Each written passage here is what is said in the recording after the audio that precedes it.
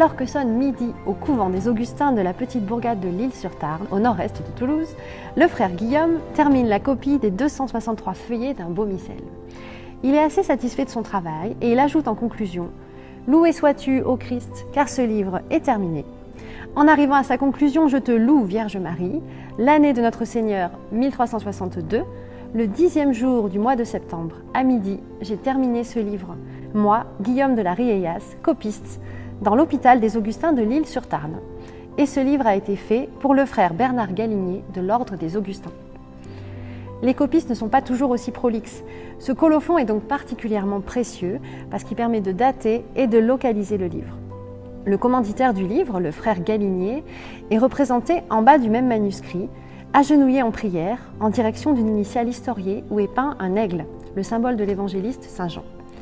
Les armoiries de Bernard Galinier sont aussi peintes au début du manuscrit. Ce sont des armoiries parlantes, c'est-à-dire que les meubles choisis évoquent le nom du commanditaire. Ici, une poule avec ses 10 poussins, qui sont une évocation directe du nom de Bernard Galinier, puisqu'en occitan, la galina, c'est la poule. Et le galinier, c'est plus spécifiquement un oiseau qui court après les poules ou un marchand de poules.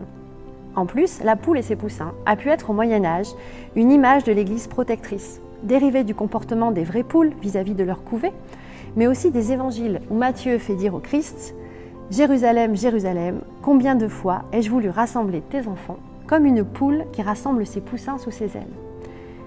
Une des poules de l'art médiéval qui est la plus fameuse est une poule avec des poussins, tout en or, qui est conservée au trésor de Monza en Italie et qui date du 7e siècle. Mais revenons à nos poussins. Ce frère Galinier appartenait sans doute au couvent de L'Isle-sur-Tarn ou au couvent des Augustins de Toulouse, parce que le manuscrit se trouvait au couvent des Augustins de Toulouse à la Révolution française. Le missel, c'est un livre qui contient les textes qu'on utilise pour le déroulement de la messe. Cet exemplaire est très enluminé. Le calendrier d'abord, au début du livre, est orné des travaux des mois, selon une iconographie conventionnelle au XIVe siècle. On voit par exemple un personnage qui se chauffe les pieds au coin du feu pour le mois de février, ou un jeune homme galant entouré de fleurs qui symbolise l'arrivée des beaux jours pour le mois d'avril. Le livre possède aussi 53 initiales historiées et, plus exceptionnel encore, 3 pleines pages enluminées, sur lesquelles on va s'attarder.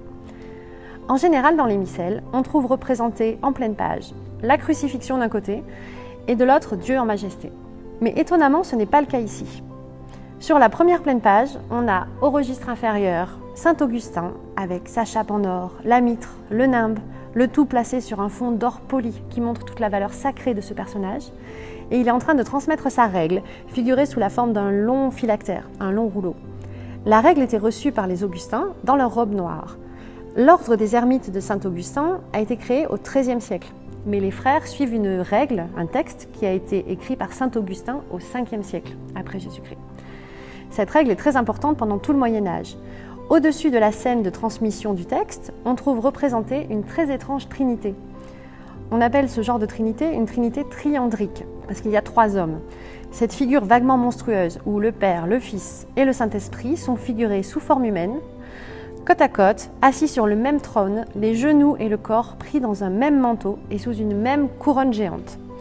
Comptant les genoux, il y en a bien 6, donc on a bien le bon nombre de genoux. L'emplacement de cette trinité pourrait être lié au fait que saint Augustin est l'auteur d'un traité sur la Trinité, justement. Donc comme il est représenté en bas, on représente une trinité au-dessus. Plus largement, la Trinité peut jouer le rôle d'un modèle d'unité et de communion parfaite à atteindre pour les religieux. Tout le monde est sous le même manteau, en quelque sorte.